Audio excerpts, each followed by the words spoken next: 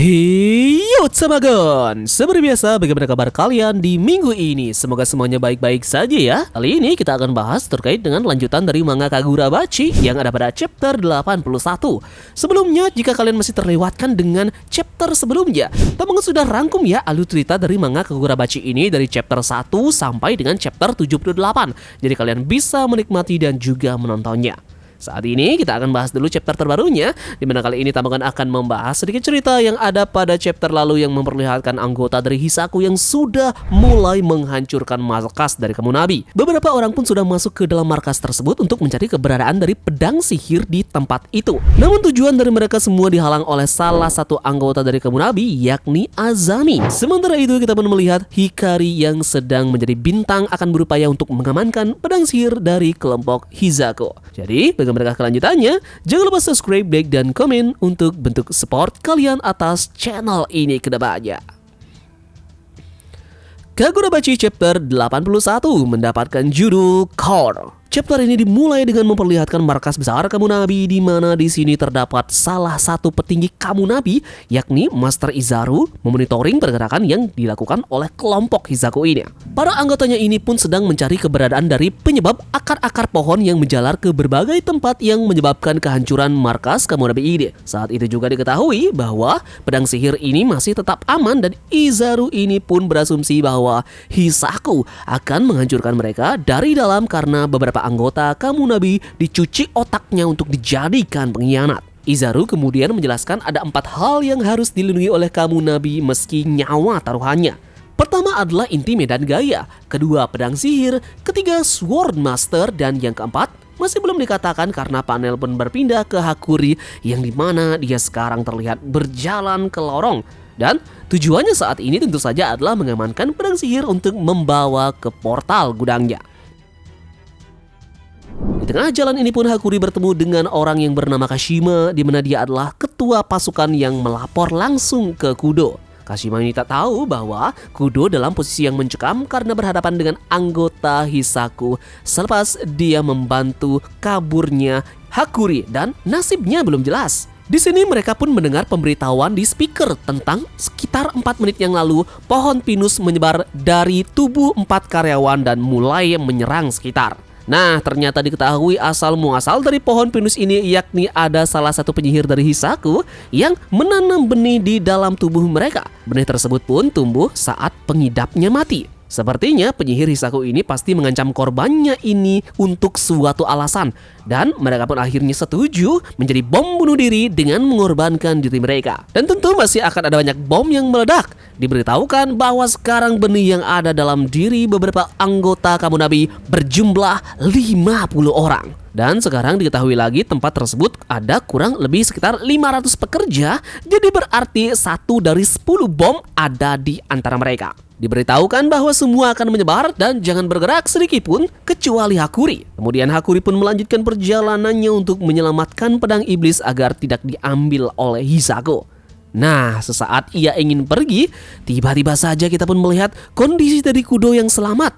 Dan jadi dia akan bersama dengan Hakuri karena keadaan sudah semakin kacau dan Hakuri harus berada di tangan orang yang tepat untuk menjaganya. Di sini pun anak buah dari Kudo ini mengatakan bahwa kondisi terlalu berbahaya, jadi Kudo ini harus beristirahat dan tentu saja Kudo ini menjawab dia akan bertanggung jawab untuk mengamankan Hakuri sampai dia menemukan tempat pedang sihir lalu kemudian mentransfer ke dimensinya. Nah, disinilah pada saat mereka ini berdebat, tiba-tiba saja di dekat dari mereka kali ini muncul sesosok wanita misterius yang membawa 2 bilah pedang kecil mendekati mereka, dan pergerakan cepat pun dilakukan oleh 2 wanita ini dan langsung memiting kelapa 2 anggota Kemonabi dengan sangat cepat. Dan yang terjadi, 2 kelapa yang dipotong oleh wanita tersebut pun ternyata itu adalah berupa bom bunuh diri yang dimana jasad dari mereka mengeluarkan pohon pinus. Dan beruntung saja, pada saat pohon pinus ini ingin menargetkan Hakuri, Hakuri pun kemudian mengeluarkan kemampuannya dan bisa menyelamatkan diri dari pohon pinus tersebut akhirnya hancur.